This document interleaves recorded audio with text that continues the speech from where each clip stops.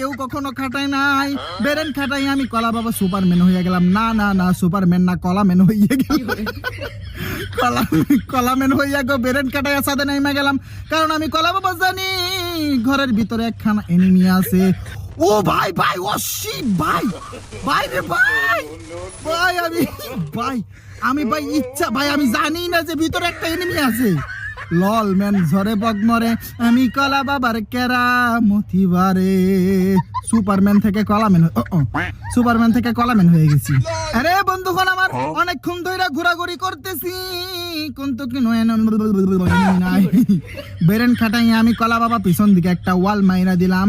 কারণ ডান দিক থেকে একটা এনিমি আমি কলা বাবার উপরে হয়তো রাশিং মারতে পারে, কারণ ওইদিকে একটা এনিমি আছে গো। ওই তো মালটারে দেখা ফেলাইছি। আয় মামা আমি কলা বাবার উপরে রাশিং মাইরা দে। আয় আয় আয়, আমি কলা বাবার উপরে রাশিং মারতে আয়। আমি কলা বাবা বেরেন কাটাইয়া স্কিল অফ করে দিলাম গো। কত কিরে ভাই, ভাই ওর এসপি কত, ওরে কতগুলা ড্যামেজ দিলাম ভাই, এতগুলা বডি ড্যামেজ দিলাম, ওর কিচ্ছু হলো না ভাই।